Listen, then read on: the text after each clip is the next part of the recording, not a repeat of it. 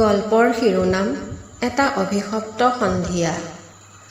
ৰচনা টংকেশ্বৰ হাজৰিকা। পাঠ উৰ্মি ডেকা। ৰাতিপুৱা সোনকালে উঠি বিনন্দই ঘৰৰে শাকনি বাৰীখনত এপাক মাৰিলে। তেওঁ পুত্ৰ সমীৰক ক'লে যে আজি তই বাৰীখন অলপ চাফ চিকুণ কৰি দিবি। বহুত হাবি বন গজিছে, সেইবোৰ আঁতৰাই নিদিলে শাক পাচলিবোৰ আগবাঢ়িব নোৱাৰে। গতিকে তই এইবোৰ নিকা কৰি বাৰীখন চাফা কৰি দিবিচোন। মই এইকেইদিন আজৰি নাপাওঁ, কিয়নো লোকৰ ঘৰৰ কামখিনি কৰি শেষ কৰিলেহে টকাবোৰ এদায় কৰি দিব। এইকেইদিন তই ঘৰতে থাকিবি যেতিয়া তয়েই অলপ বাৰীঘৰৰ কামত মন দিবি। সমীৰেও ক'লে, হ'ব দেউতা, মই সকলো কৰিম, তুমি চিন্তা নকৰিবা। বিনন্দই আনৰ ঘৰত বন কৰি পৰিয়ালটো পোহপাল দি আহিছে। তেওঁৰ 4টা সন্তানৰ লগতে তেওঁলোক 6জন সদস্যৰ কেৱল বিনন্দই ঘটি আনিলেহে তেওঁলোকৰ চৌকাত জুই জ্বলে। বিনন্দৰ পত্নী লিপিয়ে তেওঁৰ বাবে পুৱাৰ আহাৰ প্ৰস্তুত কৰি দুপৰীয়াৰ বাবেও টিফিনত সকলো দি তেওঁক খাবলৈ দিলে। বিনন্দ খাই বৈ কামলৈ ওলাল। যোৱাৰ সময়ত তেওঁ পত্নী লিপিক কৈ গ'ল, হেৰা, বহুদিন হ'ল মাছ মাংস একোকেচোন খোৱা হোৱা নাই। সেয়েহে আজি নৰেনৰ ঘৰৰ পৰাই এটা হাঁহ আনি ৰান্ধি থবাচোন। মই আজি অলপ টকা পাম, গতিকে মই আহি তোমাক পইচা দিম। লিপিয়ে ক'লে, হ'ব দিয়ক। সেইদিনা আমাৰ মীনাৰ আগত গৰিমাৰ জীয়েকেও মাংস খোৱাৰ কথা কৈছিল। তেতিয়াৰ পৰা তাই মাংসৰ কথা মোক কৈয়ে আছে। কিন্তু আপুনিও টকা পইচা পোৱা নাই যে, সেয়ে ময়ো কথাষাৰ ক'বলৈ বেয়া পাই আছিলোঁ। বিনন্দই লিপিৰ কথা শুনি ক'লে, কি কৰিবা, আমাৰ দৰে দৰিদ্ৰ মানুহে সকলো বস্তু বিচাৰিলেই নাপাওঁ। পুনৰ দুখ প্ৰকাশ কৰি ক'লে, সৰুতে মই যি কষ্ট পাইছিলোঁ, মোৰ সন্তানেও আজি সেই একেখিনি কষ্টকে পাব লগা হৈছে। আমাৰ কি যে ভাগ্য, নিজেতো কেতিয়াও সুখৰ মুখ দেখা নাপালোঁ। ভাবিছিলোঁ আমি আমাৰ সন্তানক সদায় সুখত ৰাখিম, কিন্তু বিধাতাই আমাক সেইকণ সুযোগ নিদিলে।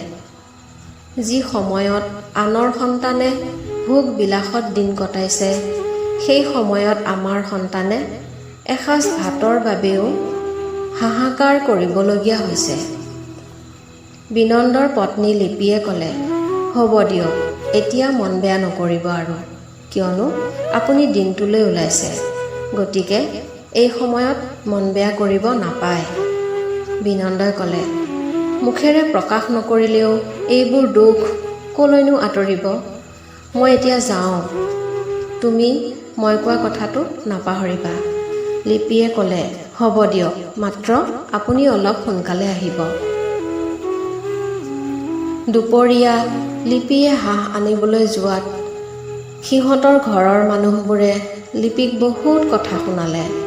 তহঁতৰ দৰে মানুহ এইখন পৃথিৱীত জীয়াই থাকিবই নাপায়, কিয়নো যোৱা 2 মাহৰ আগতে নিয়া হাঁহৰ আধা টকা দিবলৈকে আছে, আকৌ হাঁহ নিবলৈ আহিছ। মই হাঁহ কেৱল তহঁতৰ বাবেহে পুহিছোঁ নেকি?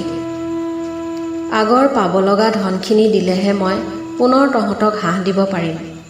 লিপিয়ে ক'লে, আজি গধূলি আপোনালোকৰ পাবলগীয়া সকলো টকা দি শেষ কৰিম, এতিয়ালৈ দিয়কচোন। হাঁহৰ গৰাকীয়ে পুনৰ ক'লে, গধূলি কি তই দৰমহা পাবি নেকি? আজিকালি চৰকাৰী চাকৰিয়ালেও ইমান দৃঢ়তাৰে ক'ব নোৱাৰে, তোৰ মানুহটোৱে পৰৰ ঘৰত বন কৰিহে তহঁতক খুৱাইছে, গতিকে লোকে টকা দিলেহে হ'ব, সেইবাবে ইমান ফিতাহী নামাৰিবি। লিপিয়ে পুনৰ ক'লে, হ'ব দিয়ক, মোক হাঁহ নালাগে, যেতিয়া আপোনালোকৰ টকা ঘূৰাই দিব পাৰিম তেতিয়াহে নিম। এই বুলি কৈ লিপিও উচাত মাৰি গুচি আহিল। গধূলি সিহঁতৰ ফোনত এটা বেয়া খবৰ পালে। ঘৰৰ ওপৰৰ পৰা বিনন্দ পৰি আঘাতপ্ৰাপ্ত হৈছে। তেওঁক ঘৰৰ মালিকে মেডিকেলত ভৰ্তি কৰিছে। এই খবৰটো পাই লিপিয়ে কান্দি উঠিল।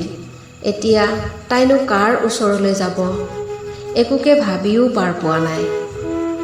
তথাপি তাই সিহঁতৰ ওচৰৰে নুমলৰ ঘৰলৈ গৈ সিহঁতৰ গাড়ীখনৰ কথা কোৱাত নুমলে ক'লে যদি তাক 2000 টকা দিব পাৰে তেতিয়াহে সিও যাব পাৰিব। লিপিয়ে নিজৰ ডিঙিৰ পৰা চেইনডাল খুলি নুমলৰ হাতত তুলি দি ক'লে, এতিয়া ব'লা, মই পিছত যদি পাৰোঁ তেতিয়া টকা দি পুনৰ চেইনডাল ঘূৰাই নিম। লিপিৰ দুচকুৰে চকুলো বৈ আহিল। তাই মনতে ভাবিলে, সেই সৰুকালতে পোৱা সমাজখন আজি আৰু নাই। এতিয়া কেৱল সকলো টকাৰেহে জোখা হয়। যাৰ হাতত টকা থাকে তেওঁ সকলোৰে প্ৰিয়ভাজন হৈ পৰে। কিন্তু অন্তৰ যিমানেই শুদ্ধ নহওক লাগে, টকা নাথাকিলে তেওঁ কোনেও ভাল চকুৰে নাচায়। ল'ৰা ছোৱালীকেইটাক ঘৰত অকলে এৰি লিপি চিকিৎসালয় পালেগৈ। নিজৰ স্বামীক এনে অৱস্থাত দেখি তাই চকুলো ৰখাব নোৱাৰিলে। চিঞৰি উঠা দেখি সকলো মানুহ আহি তাইক কিবা কিবি ক'বলৈ ধৰিলে। তাইও ৰৈ নাথাকি ক'লে যে এই মানুহটো কিমান সময়ৰ পৰা বিচনাত পৰি আছিল, তেতিয়া আপোনালোকে কি কৰিছিল? চিকিৎসালয়ত যদি ৰোগীয়ে প্ৰকৃত চিকিৎসাই নাপায় তেনেহ'লে এই চিকিৎসকসকল কিয়নো ইয়াত আছে? আপোনালোকে জানেনে, এই মানুহটোৰ কিবা হ'লে আমি 5টা প্ৰাণীও মৰি যাব লাগিব। আপোনালোকে কেৱল নিজৰ বাদে আনৰ কথা কেতিয়াবা ভাবিব পাৰেনে? এতিয়া আকৌ মুখহে কিবা সজাবলৈ আপোনালোকে চেষ্টা কৰিছে। নিজৰ স্বামীৰ এই অৱস্থা দেখি কোনে মনে মনে থাকিব পাৰিব? আপোনালোকে তেখেতক চিকিৎসা আগবঢ়াওক। ঘৰ বাৰী বিক্ৰী কৰি হ'লেও মই আপোনালোকক সকলো ধন পৰিশোধ কৰিম। এই বুলি কোৱাত চিকিৎসকসকলে তেওঁৰ স্বামীক চিকিৎসা দিবলৈ আৰম্ভ কৰিলে। চিকিৎসকে ক'লে, এতিয়া তেওঁৰ বাবে এবটল তেজৰ প্ৰয়োজন হ'ব। আপুনি কিবা ব্যৱস্থা কৰিব পাৰিবনে? লিপিয়ে ক'লে, মোৰ হাতত এতিয়া কোনো উপায় নাই, গতিকে মোৰ পৰাই দিব লাগিব। চিকিৎসকজনে ক'লে, আপুনিতো এতিয়া বহুত দুৰ্বল হৈ আছে, গতিকে আপুনি দিব নোৱাৰিব। তাই ক'লে, আমি প্ৰকৃততে দুৰ্বল নহয়, কিয়নো আমি মনৰ মাজত এখন বিশাল অন্তৰ লৈ ফুৰিছোঁ। ইয়াৰ বিপৰীতে আপোনালোকে কেৱল নিজক লৈহে ব্যস্ত আছে। গতিকে তেখেতক মই কিয় তেজ দিব নোৱাৰিম? আমাৰ বাবে আহাৰ যোগান ধৰিবলৈ গৈহে তেখেতৰ এই অৱস্থা হ'ল, গতিকে তেখেতক মই তেজ দিবই লাগিব। এই বুলি কোৱাত এজন মানুহ আগবাঢ়ি আহিল আৰু ক'লে, আপোনাৰ স্বামীৰ বাবে ময়েই তেজ দিম, আপুনি দিব নালাগে। তেতিয়া লিপিয়ে ক'লে, মই আপোনাক এতিয়া টকা দিব নোৱাৰিম নহয়।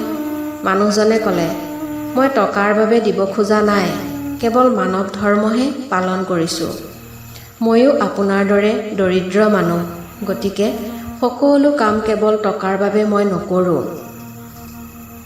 এই ঘটনাৰ পৰা চিকিৎসকজনে নিজে কৰা ভুলবোৰৰ উপলব্ধি খুব ভালকৈয়ে বুজি পালে।